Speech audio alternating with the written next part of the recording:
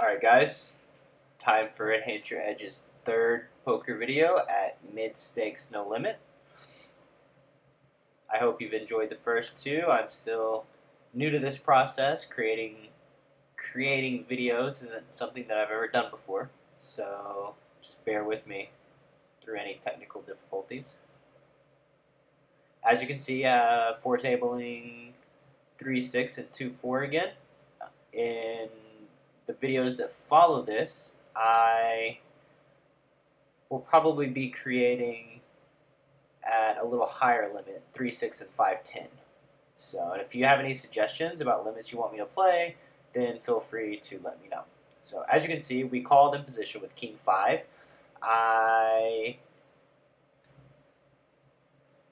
I've definitely started peeling a lot lighter in blind versus blind scenarios because we have position, we know the types of boards that hit our range versus what hits our opponent's range. We get a lot of information post flop based on their betting patterns and how they react, and this just gives us the ability to play more pots in position against our opponents. It's really hard for them to overcome the advantages that we have. Call them in raise with the ace-8. I don't see any value in 3-betting. We can only get called by worse. We have pretty good equity against the button opens range. So 3-betting the jacks is standard. Raising with the king-jack. Nothing special.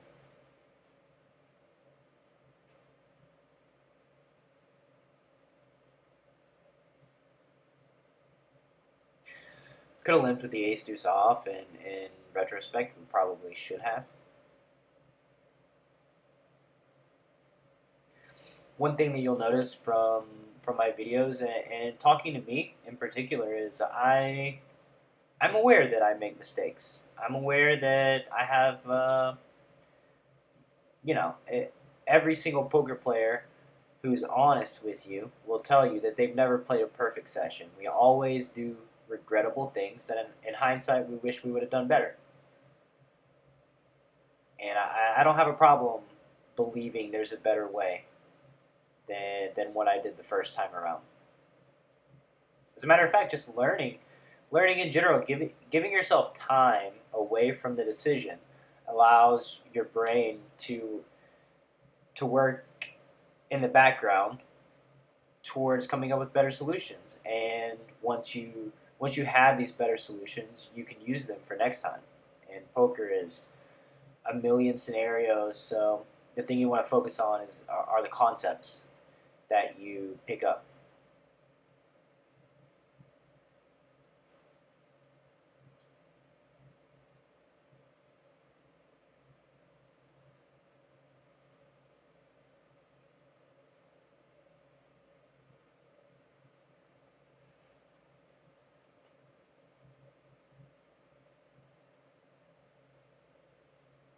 One thing to be aware of, especially playing 6-max, be aware of the stats of your opponents on your left so that you can pummel the nittier type players, because that's how you make money from them. You exploit them by showing them a lot of aggression, winning the pots early on. The later rounds of pots generally are going to go to the tighter players because they started with a better holding than you, and if they're calling or coming along, then they generally have something. They're not apt to try to bluff you.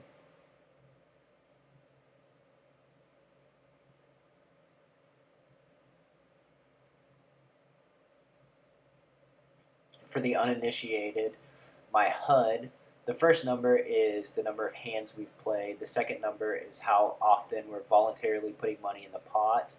PFR is how often we're raising pre-flop. Aggression factor is kind of like slugging percentage in baseball. I think, 1.5 people know what on God's earth it means. Look at the King 6 hand right now, and I'll finish it. Button raise, flop bottom 2, get called from the small blind. This indicates to me an ace very, very, very often. So we're going to go for a bet, bet, bet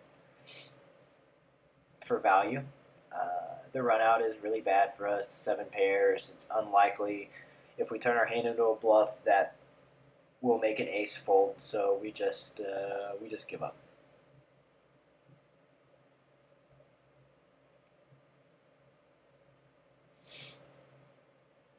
One thing you'll notice, I don't raise from the small blind versus the big blind very often, simply because of what I was saying earlier with the king 5. It's really hard to play. It's really hard to play even good hands, even ace queen off raising from the small blind versus the big blind versus a big blind who calls and who's trying to exploit you post flop. It's really hard, a really hard hand to play.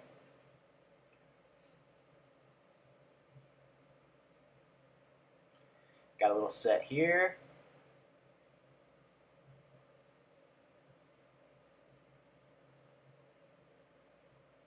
We're going to basically just call down because our range looks kind of like a weak ace, and that's how we'll get some action by inducing some bluffs as the hand progresses.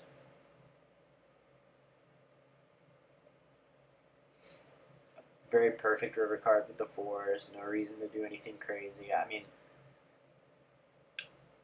you could make an argument for leading the river small bet to induce a raise, which wouldn't be the worst. Wouldn't be the worst play if he's checking back showdown type hands. But as we see, our calling induce a bet on the turn that we wouldn't have gotten had we check raised the flop. It wasn't a very dangerous board. Pretty bad run out versus ace 10 with the aces. They flop top pair. We got a 4-liner, which just means 4 to a straight was on the board. So aggression factor, nobody knows what it means. It's supposed to be an indicator of how aggressive you are. The W is $1 at showdown and $1 when soft flop, which is just an indicator of how often you're winning hands at showdown. Steal is how often you raise from the cutoff, the button, or the small blind when it's unopened. Like the $10 raise at the bottom left would be classified as a steal, and my raise at the top right is classified as a steal as well. Typically, you want to have a, as I was saying earlier, against tight players, you want your steal to be very high. Against really loose players, you may, there are a couple ways to combat it. You can either steal just the same amount and call 3 bets much more liberally and outplay them post flop, or you can tighten up and play the more powerful, the more the upper part of your ranges and get them at a strategic disadvantage from the very beginning.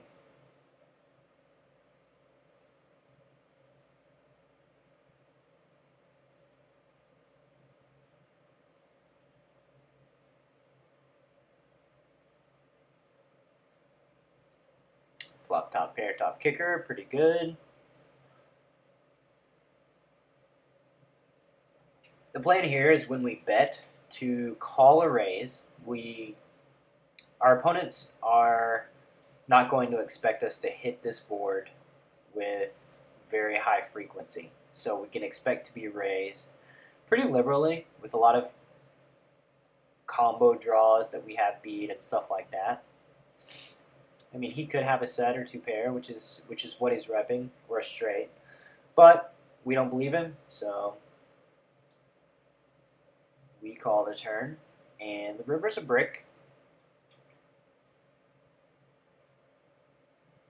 And he ships it, which is puzzling. He could have 2 pair. He could have a set. He could have a straight. He's repping these things. I don't know how often he applies tons of pressure on a pre-flop aggressor on this type of board. It really depends on that, based on whether or not we should call. If he's the type to apply lots of pressure, then this makes it a call. If he doesn't, then we're just gonna walk into the nuts, or two pair plus, too often to make a call profitable. As it turns out, we are right.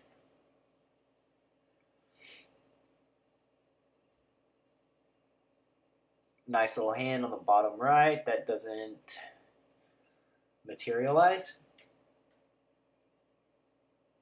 I don't know exactly what the 4 seed is representing. Okay, there he has ace queen. So his line didn't make a ton of sense. Another thing too in the ace 8 hand is, you know, we have lots of 1 pair hands in our ranges. If we have 2 pair or sets, we would have raised the turn,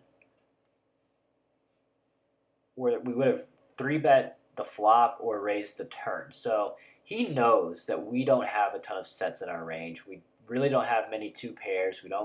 We occasionally will have straights. So our range is protected by straights, but in order for our range to be fully protected, which is to mean that we're not exploited by our opponent's actions, we really need to be calling occasionally with 1 pair type hands. Limp re-raise with the 8-10 off, and clearly that didn't work out so well. Get 4-bet, and we're going to fold.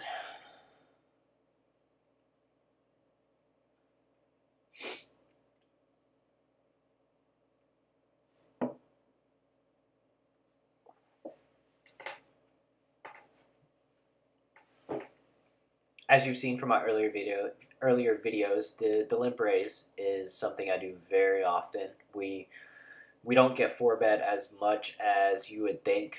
I think people are pretty imbalanced in their 4-betting ranges versus a limp re-raise from the small blind. So I'm not really worried about being exploited there. We try to be the exploiters and not the ones being exploited. Pretty solid flop with the king jack of clubs versus a short stack.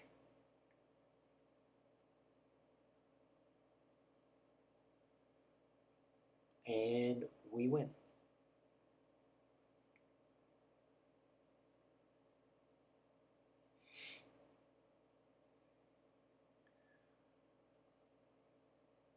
Calling with the ace-8 suited versus the 3 seed in the top left can be, it can be problematic.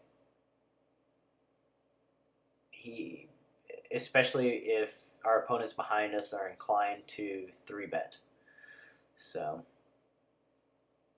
proceed with caution.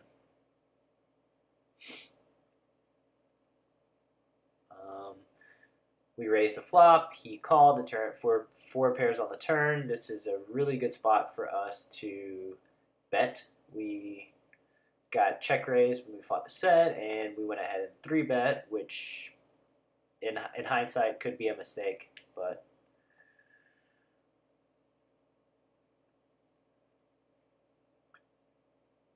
and it was.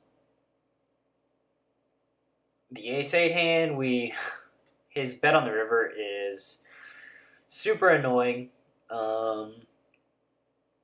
super duper annoying. We consider turning our hand into a bluff, and then consider folding, and we fall back on calling just to not allow him to bluff us cheaply with Jack 10 or busted flush draws. But I think that that's a value bet pretty much every time. We can probably fold that river pretty comfortably, especially against a nitty type player. I think if a nitty type player is going to bluff there, they're going to bluff a little bit bigger. If he bets, 132, he's quite frankly getting looked up with ace 8 very much quicker. He wasted about $80 or $90 of value, and quite frankly could have made me fold, but I wasn't in the folding mood, I guess. I can't say that this session that I played was my best efforts. Like I said before, I take a lot of pride in my preparation for playing poker, and one of the single biggest things you can do that will save you money over the long run is get good rest and play when you're mentally focused, when your clarity is at its highest.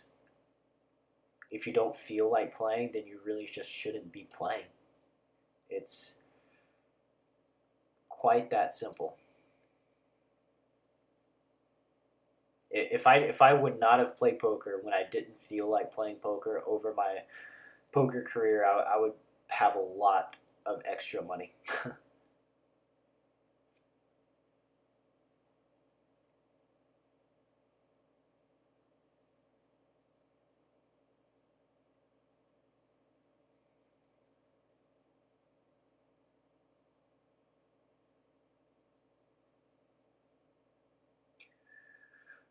Again, peeling light in a blind versus blind scenario.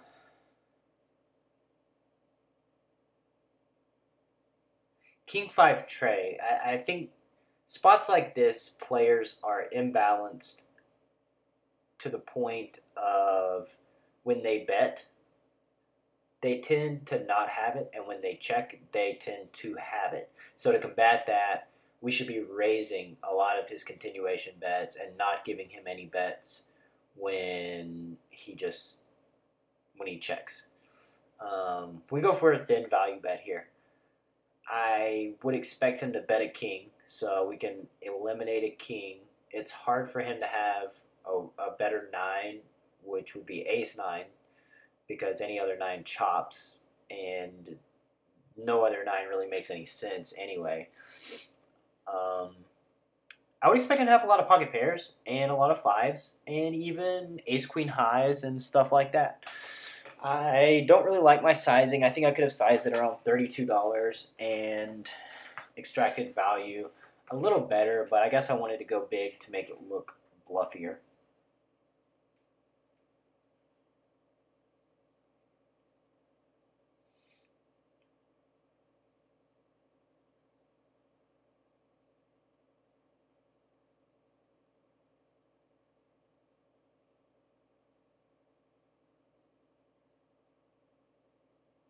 So if you like my videos, you can go and watch them at enhanceyouredge.com. Please subscribe to my newsletter. I don't have very many subscribers right now, and I would love to have more. I would love to create content to send to an audience. It makes me happy. It makes me happy, and I want to provide value. I want to provide value for you guys. Check out my site, and if you really like what you see and what you read, then you can subscribe for $15 a month and have direct access with me and join the community to enhance your poker game for $15 a month. I mean, it's a guarantee that through watching these videos, reading the articles, talking to people, having access to an informed community is going to save you way more than $15 or make you way more than $15 a month. It's not even, it's a no-brainer. So as we can see, the 9-10, we raised the button. Kind of felt like we were going to get raised here on the turn when the 7 pops off, just because it doesn't look like a great card for our range. Looks better for our opponents, and I generally expect to get raised in spots like that, or maybe maybe it's not that I expected, but I have a plan on what to do when it does happen. We get a pretty good river. We got the nuts. And I think shoving here very quickly is probably a mistake. We want to at least tank some. And there we go. I just think, in general, the insta-shoves, the insta-bets, the insta-checks, I think it's an automatic response to something. So an instant shove on the river in this spot is an automatic response to me having the nuts. It's a no-brainer. I'm obviously shipping. If I were to have Queen Jack, if I were to have King Jack, if I were to have a hand such as that, I would have to think through the situation before I decided to shove. So if we want those to appear to be in our range, we need to delay. I don't think anybody who ships with, King Jack in this spot or Queen Jack is just going to come to the conclusion that a ship is good instantly. And kind of an interesting thing about the 9-10, we end up with the nuts. We look back. He has the Jack-8 off, and so he did have the nuts on the turn. So we got very fortunate on the river, where we were paying a bet off, for sure. What I'm going to say is that we should have occasionally Queen Jack or King Jack in our range there if we expect to get paid off when we do have the nuts. A very good player could fold his straight in that spot, and he actually did tank down before he ended up calling. He doesn't really beat very, very much. You have to be pretty optimistic to expect to win the hand. So, it comes down to a discipline issue. I think lots of players lack discipline, so we don't really need to have bluffs in our range because people pay it off regardless. People just aren't equipped to fold a hand like that. So you may not absolutely need bluffs in your range, but against players who are playing very, very well, you do need to have bluffs. We 4-bet the ace-4 versus squeeze, and it's a very tight player squeezing too, so we don't feel great about it, but it is what it is. Bottom right hand is we raise pre, got 3-bet from the 1 seat, and this is a situation that I see come up a lot, and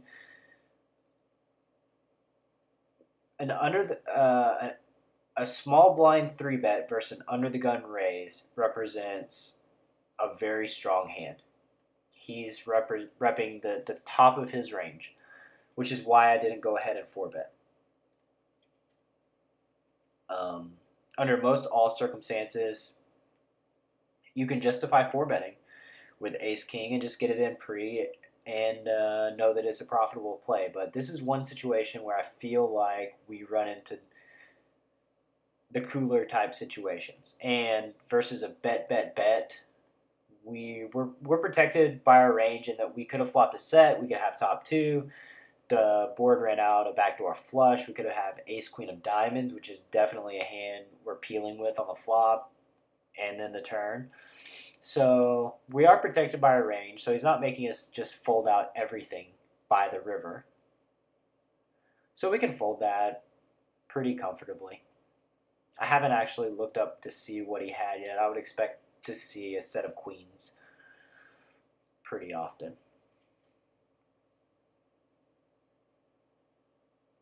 And see how quickly I bet the ace-jack up there.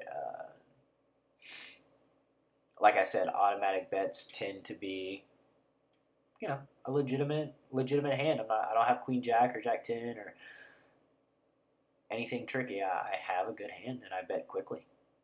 If people are paying attention, then they can see that.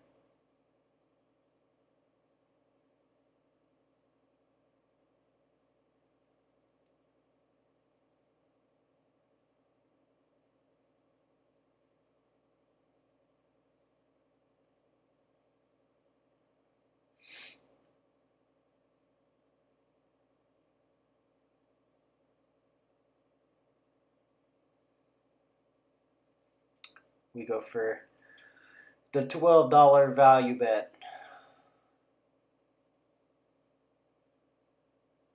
On a board that got checked down, we're almost likely never beat. We hope to get called by God knows what. Ace high even. If he's thinking this long, then he most always just has ace high and wants to call just for curiosity.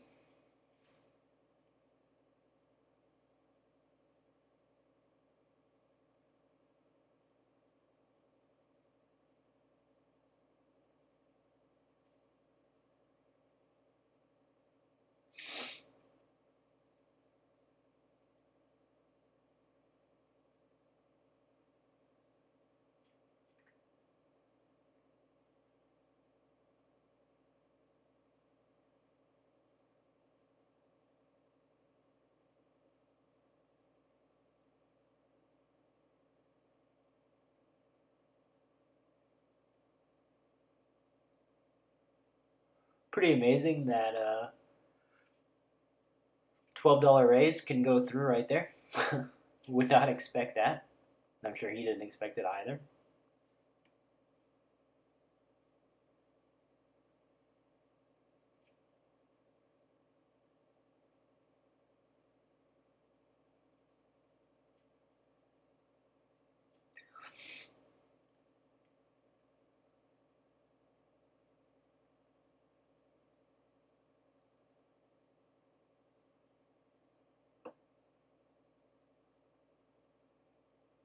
And as mentioned before, when I see bet with the top part of my range, I kind of try to mix it up a little. I don't really keep everything in line on anonymous tables. I think that if you're playing at tables where there's a history and there's a metagame going on, that you should try to be as balanced as possible with your continuation bet sizing. But the goal at the anonymous tables is to do the things that other people don't do and trick people into thinking that you're weaker than you actually are. 3-betting with the kings, pretty simple. We get it clicked back on us, which is whatever. We ship and running aces. And we get set over set and quads over full house, so that's fun.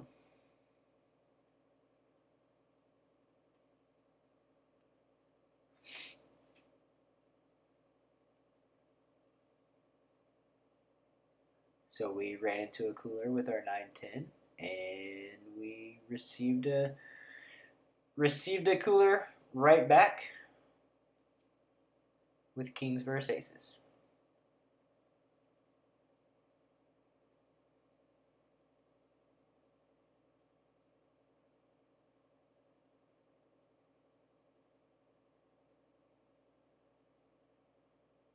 I think for the next video that I create, I'm going to invite my friend Andrew Rothfolk to do some guest commentary and ask me questions and challenge my actions, make me defend myself, and tell me if he thinks that I'm an idiot. I think it's important to be told whether or not you're playing well. It keeps us accountable to ourselves. We get the half pot bet. We try to rep a queen. We do so miserably, turning an 8 and realizing that now we could have the best hand versus flush draws. I don't know why I bet here. I'm still trying to rep a queen, I guess, and make better fold or protect my hand now against the flush draw, but I could have played this hand a million times better.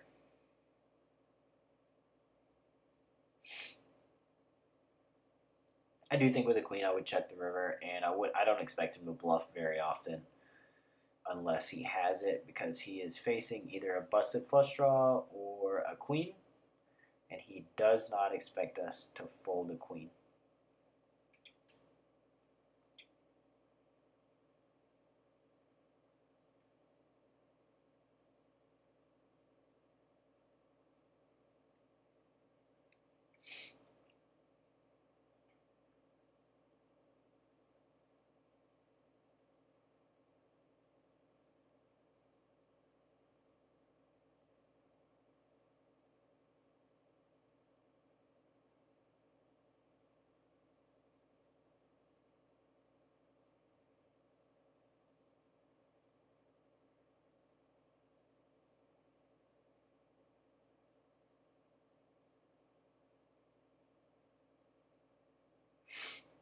The one seat gives us a little $12 raise again. This time we're obviously calling.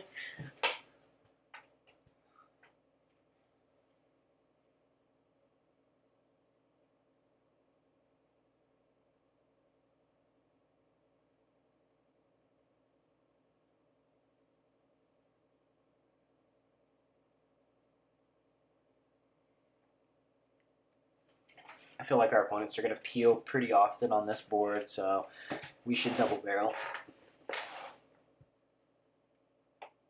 Double barrel with a pretty high frequency on the very coordinated boards, and triple barrel if we get called on the turn and the river doesn't connect anything.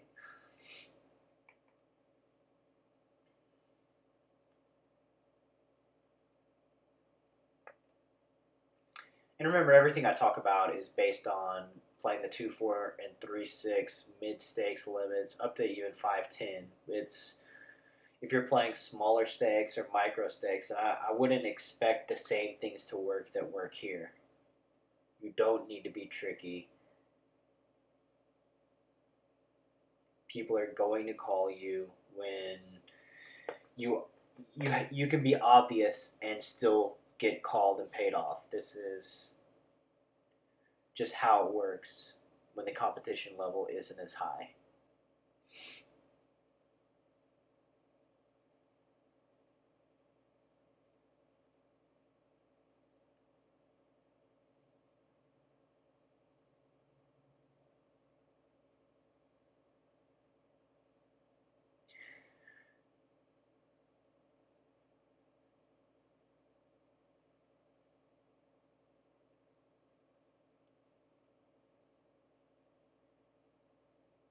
Kind of a tricky spot with the nines where we almost always have the best hand, but we can't really bet just because if we get called, we're only getting called by something that does beat us, that decided to check back the turn because of 4 to a straight.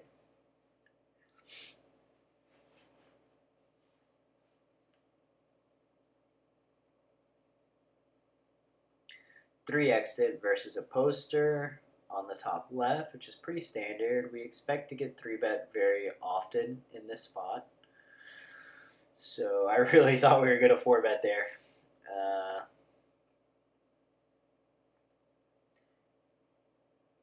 I think maybe you can tell in this video I'm clicking around a lot more. I feel a little more indecisive than I have in the past. Just a little bit, just being a little bit off mentally can have a huge effect on how you play, the certainty of your decisions. That's why it's so very important to prepare yourself before each session so that you perform optimally and to take it very, very seriously. Because if your job is to make money, then you want to be in the best condition you can be. And guess what? Your opponents are not going to be. They're not going to put in the time that you're putting in. You will have a natural mental edge over them. All the other things snowball off that as well. Your emotional and psychological edge come from being mentally prepared and strong. When you're not mentally strong, you're weak psychologically, you're weak emotionally. You don't take getting unlucky as well, and then that creates a snowball where you're just making more and more bad decisions and attributing it to bad luck, blaming everybody and their mom, when the reality is you're just not playing very well. Porto flush on the river.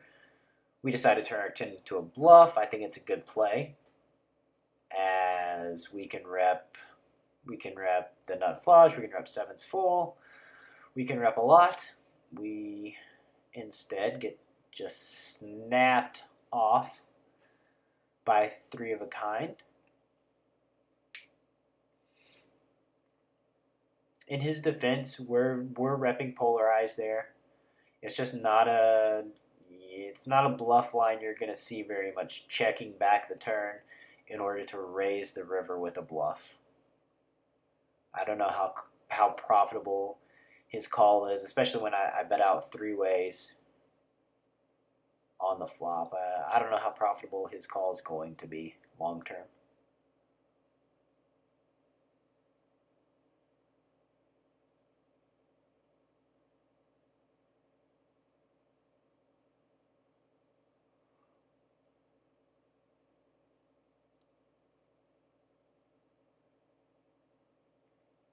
After this video as well, my future videos are only going to be either 5 or 10 minute. I'm leaning towards 10-minute clips.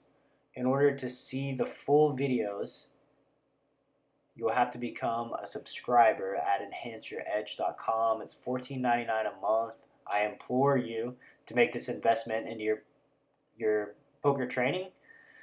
You'll have access to me in a community on Facebook. You'll be able to essentially post anything to the community, get great feedback, really learn how to become a better poker player and how to make more money. And it's such a minor investment. $15. It's 50 cents a day. It's a Keurig.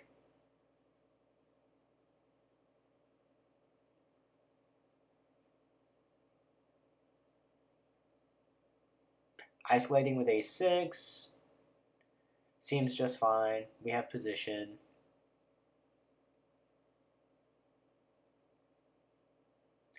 I really want to see myself. I don't know why I didn't 3-bet that. Probably because of the short stack at the top right. I wanted him to squeeze, but yeah, this is a board I definitely want to bet on. We're protected by a range. We could have lots of strong stuff. He can't have very much, and as you can see, we get snapped off by the equivalent of middle pair.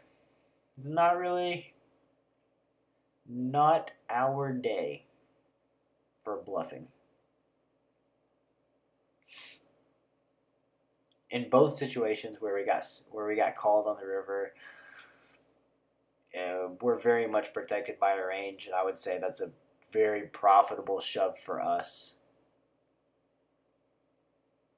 because a lot of times we have value. Well, I guess maybe me as a particular person doesn't have a ton of value just because our 3-betting frequency is going to be pretty high there, but he has no way to know that.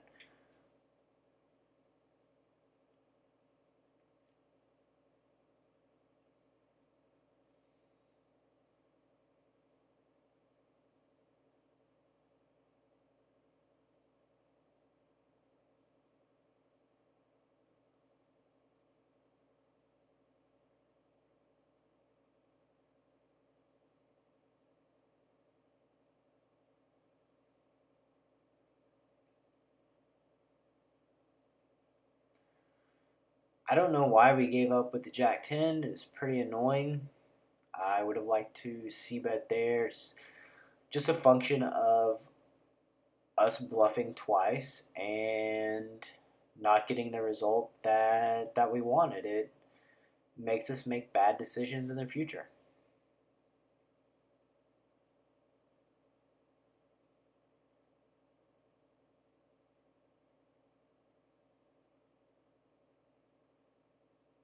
I remember thinking that this bet was very curious, Contemplated a hero call with Jack high, but not really a move that I'm going to make when we're seemingly making bad decisions on every table. 3-betting with sevens versus this guy that just paid us off super light, I think is not the worst.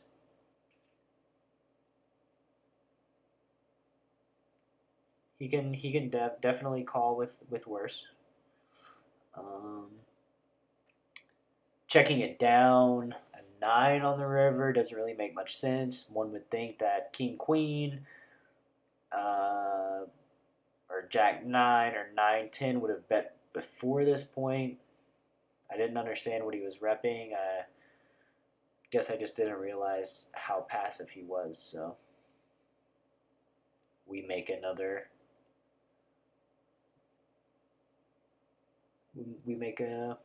another bad call.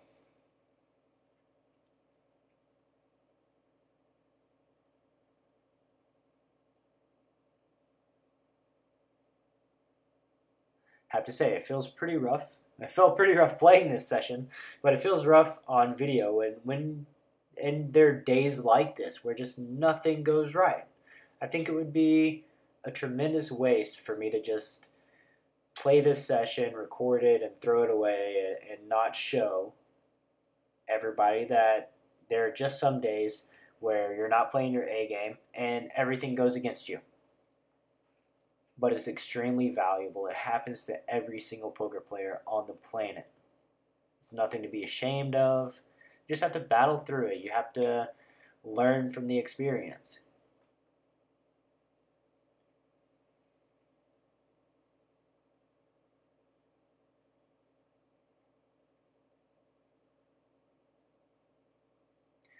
Again, I think that's a very bad decision with the ace-9. We can just fold that. We can just fold that profitably. This is a spot that I do like for cold 4-betting with regularity. The button 3-bets in general too often. So we can exploit that tendency by cold 4-betting, which people don't do often enough.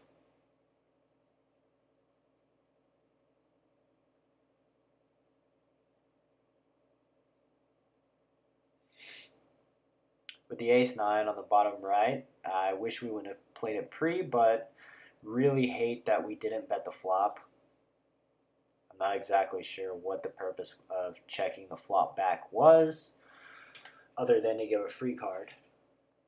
So we played the hand about as poor as possible. We called pre, flop top pair, didn't bet, and then folded to a bet on the river.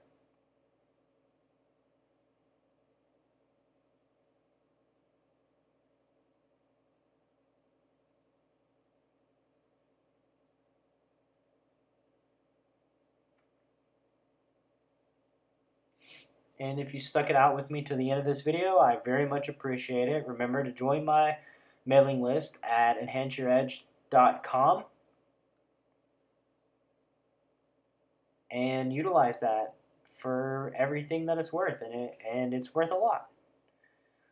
This is a hard game, and it's being on your own and not having people to discuss improving and strategy with who are actually weathered, who know what they're doing, have been through everything, seen everything, dealt with everything, who know how to help you handle it psychologically, is very, very, very hard. It's a very small investment towards gaining the security of having somebody available that can help you through everything. The jacks, really great scenario versus Mr. King Queen. I don't expect him to bet. Actually, if he does bet, I would think that he's more bluffy than if he didn't bet. As you can see, he did bet. We called. Now he checks, and look at that. He has ace-king. We're completely off again. And I feel a little better than I did in the moment because my analysis of the situation was the exact same both times.